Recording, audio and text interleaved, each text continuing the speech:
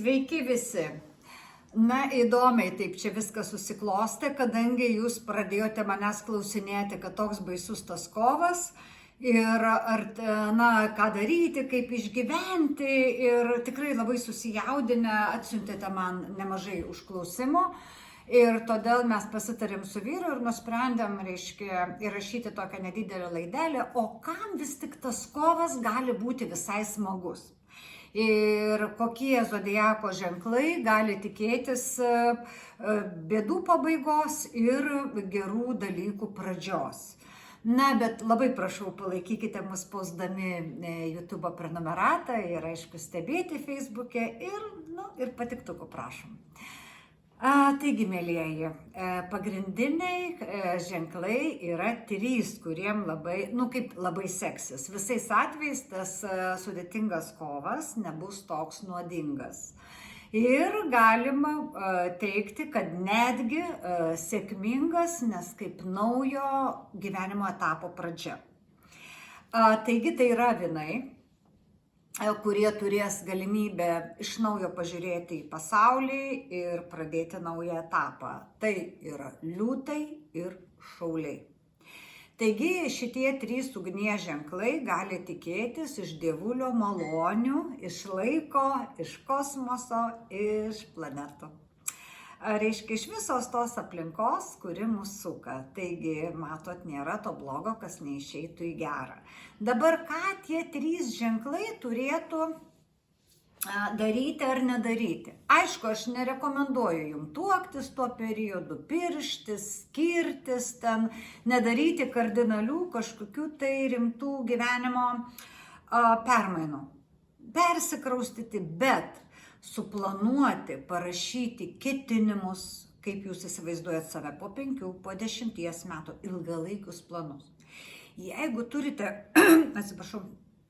kažkokių tai bėdelių, kurios galbūt yra senos ligos, seni nesutarimai, konfliktai, jeigu jau tikrai ateini į darbą ir jau vieno viršininko kvepalų ar pavaldinio kvepalų jums erzina ir suka nosį ir širdaplakis, pagalvokit, kaip visą tą situaciją pataisyti, taip, kad niekas nenukentėtų ir kartu jūs būtumėt laimingi. Na, jeigu esat viršininkas, nėra bėdos, gali pavaldinį visada perkelti kitą skyrių ar paaukštinti, nes, jeigu suprantat, kartais energijos tikrai nesueina, tiesiog vienas kitas stumia ir viskas. Dažniausiai, tarp kitko, tai yra panašūs žmonės.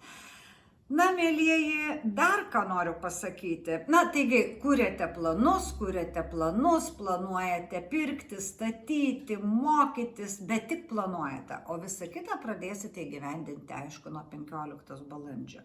Taigi tikrai, tie 3 ženklai, avinas, liūtas ir šaulys, turės visai, tokį nenuodingą periodą. Ir dar noriu pasakyti, taip pat atkreipkite dėmesį ir avinai svarstyklės, nes čia yra 680 laipsnių, tai svarstyklėm irgi bus pakankamai, švelniai viskas turi praeiti. Liūtas vandenis, tai vandenėm irgi turėtų tai praeiti normaliau.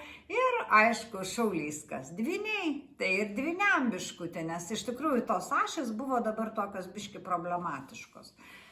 Tai mėlyjeji, norėjau tiek pasakyti ir norėjau pradžiuginti ugnies ženklus ir oro ženklus ir tikrai būkite laimingi, nesinervinkite, čia ne pirmas užtemimas, nestresuokite, nėra ko. Tiesiog mažiau kažką pradėkite ir stenkitės kuo daugiau ilsėtis, nes tokiais periodais ta ramybė, meditacija, Gaudantas organizuoja dabar pastoviai nemokamas meditacijas. Tai medituokite, raminkite protą, nieko neteiskite, nieko nevertinkite, tik stebėkite, nes patys matote, kas sekundę ryte viena informacija iš vieno pasaulio krašto, kitur priešinga ir taip toliau. Nustokite išmetinėti bereikalingai energiją į kosmosą.